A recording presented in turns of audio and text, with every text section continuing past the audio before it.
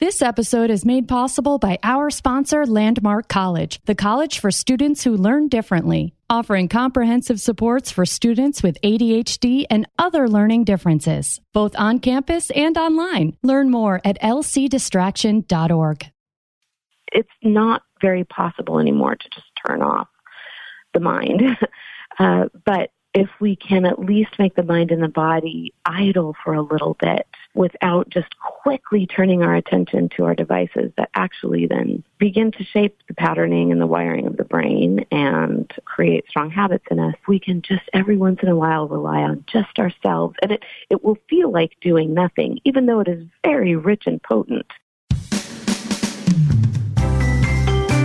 Hello, and welcome to Distraction. This is Dr. Ned Hallowell with a wonderful guest. Joining me today all the way from Portland, Oregon, is Doreen Dodgen-Magee. She's a psychologist and the author of a new book called Deviced: Balancing Life and Technology in a Digital World. I love that use of the noun as a verb, deviced. We're being deviced. Let me just jump in and let you tell us what is the theme of this book, and I can guess what the theme is, but I'd love to hear it in your words. Thank you so much. So the theme is basically just illuminating the 4 ways in which research is telling us that technology is now having a pretty profound effect on people, and that is, or those are, number one, we're experiencing our world in a different way in terms of our own sense of embodiment. We live a much more robust parts of our lives now in digital spaces sometimes than we do in embodied ones. The second area of impact is neurological and physiological, just how our bodies and brains are changing as a result of overexposure to tech. And then the third is that our relationships and the scaffolding upon which we are building relationships is changing.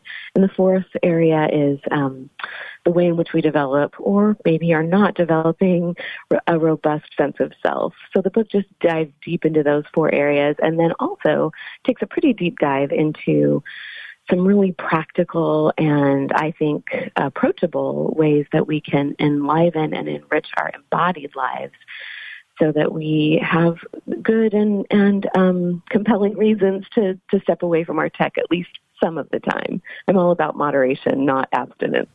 Yeah, those 4 areas just zipped right by me, and I bet they did our listeners too. So just name them again just so I can kind of savor them a little bit.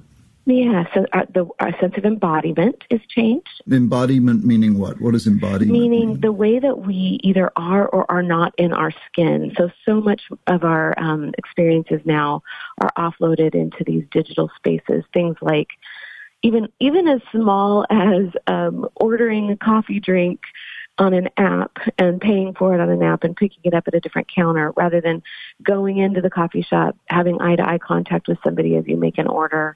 You pay for your drink, you experience the boredom of waiting for the drink, and then you pick it up. So that's what I mean by embodiment. That our brains and our bodies are changing, and then the way in which we build and maintain relationships is changing, and then the way that we are or are not developing a sense of self. How do you measure that or assess that, or how do you decide when it's a good thing and when it's not a good thing? That is such a good question. I have come up with a bit of an assessment tool that I use, and I think it's a pretty complex discussion to think about. Is my use helping me or harming me? And I think that there are ways that we can look at things like, what is my ability to focus? What is my ability to delay gratification? Can I regulate my own kind of emotional and intellectual and physical experiences on my own, or do I have to turn to my devices? We can begin kind of in both subtle and direct ways asking questions like that of ourselves and really looking at how those are impacted by our relationship with our devices. And we can figure out if they're helping or hurting us. I do not think it's a one-size-fits-all kind of question. So what if you say, like, I bet most people would say, yeah, I'm conducting more relationships via text and email and Facebook and LinkedIn and what have you. And yeah, I'm more impatient than I used to be and probably don't delay gratification as well as maybe I used to. what should I do about that? I mean, is that a bad thing? Because I can get a lot more done than I used to do when I had to send snail mail and when I had to wait in line to get my coffee or when I had to wait at the checkout counter. And now I can just order from Amazon and I don't have to go shopping nearly as much. And so maybe my impatience is being rewarded, you know. What are the action steps? What should a person do about it? Well, the first thing that I love to do when people say those things to me, because they do all the time, is I love to listen really well and just help them be heard and really to try to learn from them. And one of the things that always blows my mind is that the conversation very quickly turns to, yes, I feel more of a sense of productivity, and I also feel this ambient sense of overstimulation or of an inability to keep up. And so those are the things that I have just such deep compassion for. This human experience of our drive toward productivity has allowed us to sacrifice a sense of what I call an internal locus of control, you know, being able to kind of be calm and focused and still inside of ourselves. Some of the action items I encourage are as simple as trying, even though it's very hard, trying to integrate something like a 10-minute period every day where you either, I think ideally that 10 minutes would be spent with something like mindfulness meditation, even just 10 minutes a day of what I call doing nothing or being bored. The Dutch have a word, niksen, which means doing nothing deliciously. And so even just integrating small... Nixon, like our former president? Yeah. Isn't that funny? It's Niksen, but it's pronounced the same way. Yeah. Wow. I know. And it's this idea of doing nothing deliciously, just literally letting your mind wander and kind of creating intentional space where we're not going to be productive. So even a small practice like that, or every once in a while reading something on paper rather than on screen, but just to kind of keep our personal agency skills intact by doing some things away from our devices, as well as just making sure we keep our communication skills intact as well. People listening to you make those suggestions. I'll bet you nobody would disagree with any of them. But I wonder how many people will actually implement them. What's the urgent incentive to do it? Great question. So I think I will answer that with a story. I was at a university a couple of years ago doing some lectures, and those are always some of my favorite times because I find that young adults are hungry for help in figuring out how to, some of the time, step away from this frantic pace that technology offers us. And I happened to be invited back a year after I was there the first time, and I was just on campus watching an athletic event, and somebody came over to me and said, I just want to tell you that last year when you were on campus and you taught us how to do a 10-minute silent sit, and you challenged us to link that with something that we do every day so that we make sure and do it. I have for the last year been, every time I pick up my video game controller, the first time of the day, I force myself to put it down and I set a timer for 10 minutes and I try to do nothing. And I feel so much better. And that's, just something just as simple as that has spoken volumes to me about just feeling like that person has developed the ability to say to himself, oh, if I really need to, I can step away from this, this thing that is exciting and fun. Sometimes it's being able to step away from the thing that is stressful and work or whatever it is, but I can do it. That sense of I can get still and quiet within myself. I can, for lack of a better word, in control of my device use rather than it feeling in control of me. Or do nothing deliciously. Yes. And again, that's Niksening? Niksen, Niksen, yep. And that's Dutch? Dutch, yep. And it's a verb. It is. Mm-hmm. So I just Nixoned? Or yep. I just had a good time Nixoning? Yep. You got it. So I Nixoned. So we should all aim to Nixon for 15 minutes a day. Do nothing deliciously. Yeah, and then I think even go beyond that. The concept I'm working on right now in my work is that of wanting to invite the world to my big boredom party. Give me an idea of how do you do nothing deliciously? Oh gosh, so many ways. one of the things that I find is that, our drive toward productivity, which you brought up, really leads us to even feel like if we accomplish the next level of a game, we feel more productive than if we've just stood in line. And so that's the first thing, is kind of valuing something new, which is this idea that doing nothing deliciously can actually build our brain and build our bodies and build a capacity to be within ourselves. And so it could look like standing in line without pulling out your phone out of your pocket, and developing the art of, telling yourself fun and silly stories about the people that you're in line with. Or it could look like, rather than attempting the next level of a game that you play on your device, instead to sit and pull out a pen and sketch on the napkin that that's at your table, do a silly self-portrait sketch. Or it could look like higher order tasks, like genuinely developing the ability to really sit and look at the clouds for 10 minutes. Even if you have distracting thoughts, look at them, notice that they're there, and then set them aside and let them, kind of communicate with them. I'll be back with you in 9 more minutes. I'm going to sit here and try to take in my surroundings. So you don't really mean do nothing. You're doing something. You're looking at clouds, or you're following your thoughts, you're daydreaming. Yeah, so what I think about it is kind of like when a car is in idle. The engine is still running, it just isn't moving, maybe. Mm-hmm. And that's kind of the way I'm beginning to think about boredom, that it's not very possible anymore to just turn off the mind. But if we can at least make the mind and the body idle for a little bit without just quickly turning our attention to our devices, that actually then begin to shape the patterning and the wiring of the brain and create strong habits in us, we can just every once in a while rely on just ourselves. And it will feel like doing nothing, even though it is very rich and potent. And what do you propose is the benefit of this? Oh, the benefit is it's multi-dimensional and multi-layered.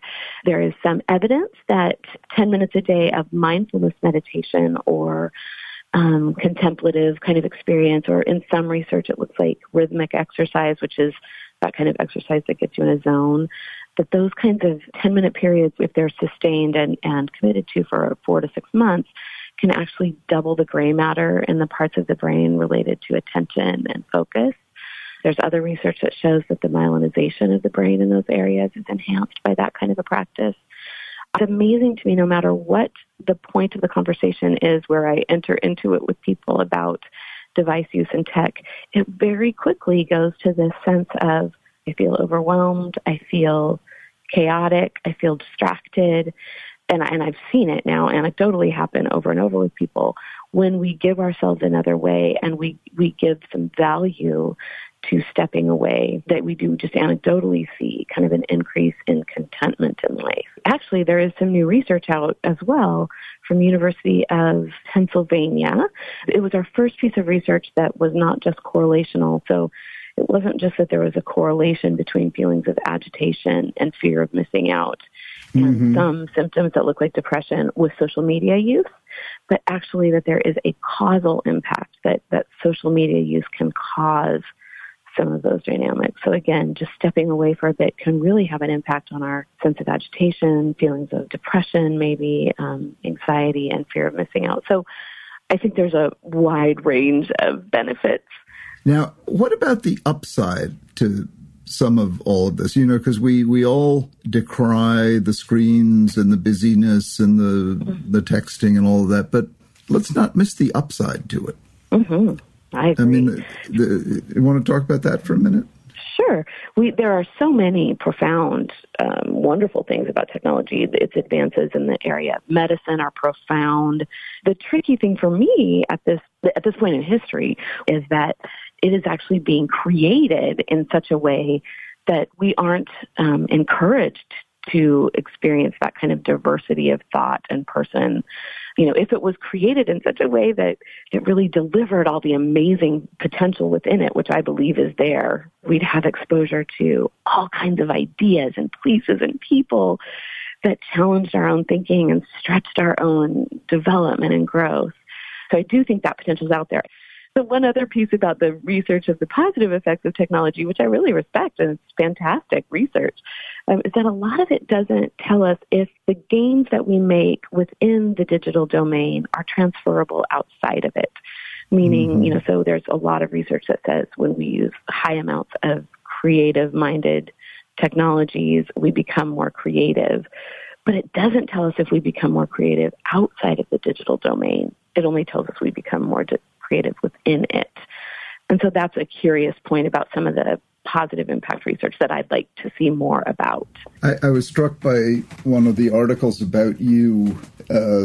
It said if you're still uncomfortable with the idea of doing nothing, try to trick your mind into thinking you're being productive. Ms. Dodgen-Magee suggests using open-end toys such as, and then I didn't know what any of these three were, so I want you to tell us what they are. Kinetic sand, Baoding balls, or marble runs. What are those three things? Yeah, so kinetic sand is this fantastic substance. It's marketed under several different trade names, but it's a sand with a polymer attached to it, and when you put it in a bowl and you put it in your lap and you kind of begin playing with it, it is a very it's a kinesthetically interesting substance, and it's also just interesting to look at. It will somewhat hold its shape and form, but then it will slowly disintegrate, and it just has a really beautiful feeling. Oh, that stuff. I've seen that. Yeah, okay. Yeah, all right. It is amazing. So if you play with that, you'll think you're doing something, but you're not. So that's a way of doing nothing,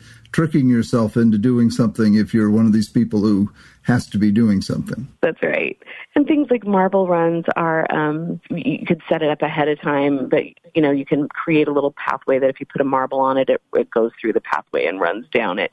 And it just is another thing that's kind of meditative. Baoding balls, Baoding balls? Oh, yes. Those are those Chinese meditation balls. They are metal, and they have a small chime in them, and you hold them in the palm of your hand, and they have kind of a cool, slick feeling, and you just slowly rotate them between each other or around each other. But again, it's just it has this small sound, it's got this feeling, and it involves an action that is repetitive, and it's just another way of kind of entering into a more still state, but not expecting us to just sit still for 10 minutes, which I think is a hard ask for most people anymore. Oh, it definitely is. This is a wonderful book. I'm going to have to buy it and read it. It looks just fantastic. And you're urging us to basically untrain ourselves. I mean, we used to know how to do all of this naturally, and then we've entered in this worldwide behavioral conditioning regimen that we're all part of. And now you're saying take advantage of the fact that you can voluntarily withdraw from the conditioning program. Yes, and I think the need is more strong than ever when so many of our institutions are not heeding this call. It puts more of the responsibility on us personally, as screens move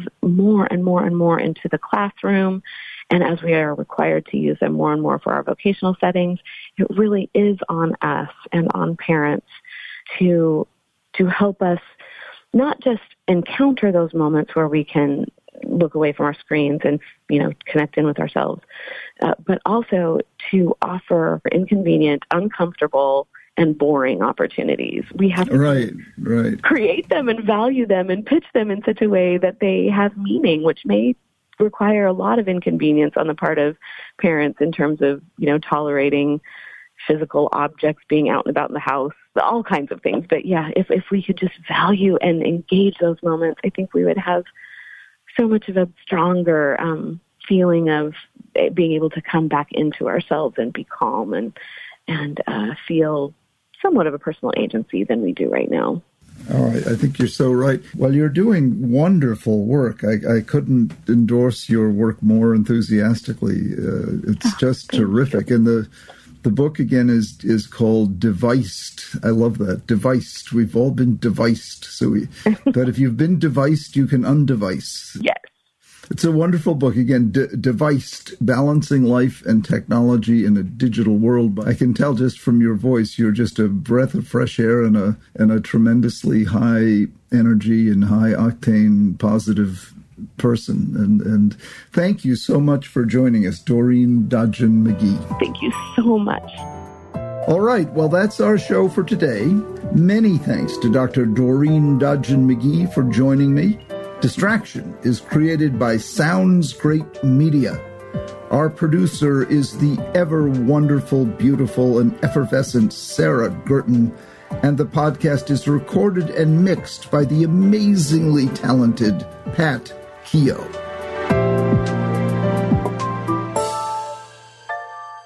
The episode you just heard was made possible by our sponsor, Landmark College, the college for students who learn differently, offering comprehensive supports for students with ADHD and other learning differences, both on campus and online. Learn more at lcdistraction.org.